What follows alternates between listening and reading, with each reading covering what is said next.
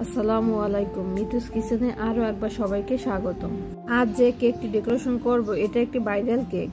সব বেকারস আপুরাই কম বেশি এই কেকের ডেকোরেশনটি করে ফেলেছে। অবশেষে আমিও সেই ভাইরাল কেকের ডেকোরেশনটি করে ফেললাম। 2D নজেল দিয়ে আমি কিছু ফুল দিয়ে নিচ্ছি। এই ফুলগুলো আপনারা 1M নজেল দিয়েও দিতে পারেন। এবার 6B নজেল দিয়ে আমি কিছু ফুল দিয়ে নিচ্ছি।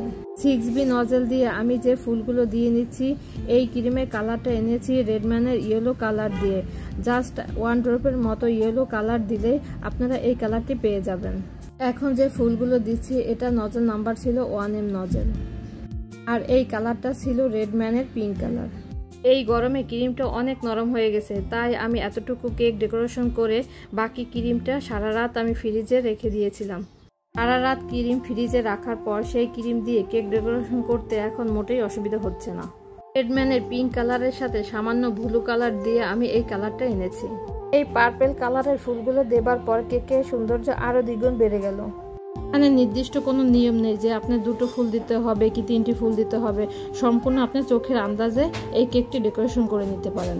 এখানে আমি 1M 2D আর 6B নজেল দিয়ে কেকটি ডেকোরেশন করে নিয়েছি।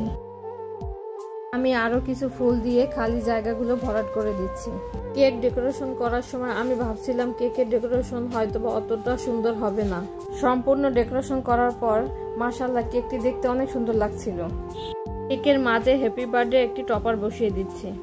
এখন বসিয়ে দিচ্ছি গোল্ডেন কালারের বাটারফ্লাই। আমি আরো একটি বাটারফ্লাই বসিয়ে দিচ্ছি। এবার আপনারাই বলুন কেকটি দেখতে কেমন লাগছে। আপনাদের সবার মতামত কমেন্টে জানিয়ে যাবেন। ভিডিওটি ভালো লাগলে ফলো দিয়ে পাশে থাকার অনুরোধ রইল। আর আমার কথার ভিতরে যদি কোনো ভুল ত্রুটি হয়ে থাকে সবাই ক্ষমার দৃষ্টিতে দেখবেন। এবার দিয়ে দিচ্ছি 0 সাইজের কিছু পাল। কেকটির ওজন হয়েছিল 3 পাউন্ডের মতো। 0 সাইজের পাল দেবার পরে এবার মিডিয়াম সাইজেরও কিছু পাল দিয়ে নিচ্ছি। 1M নজেল দিয়ে আমি কেকের নিচে বর্ডার দিয়ে নিয়েছি। কেকের সৌন্দর্য আরো একটু বাড়ানোর জন্য আমি কেকের পাশে বড় একটি বাটারফ্লাই বসিয়ে দিচ্ছি। ভিডিওটি দেখার জন্য সবাইকে অসংখ্য ধন্যবাদ। আজকের মতো এখানেই বিদায় নিচ্ছি। আল্লাহ হাফেজ। আসসালামু আলাইকুম।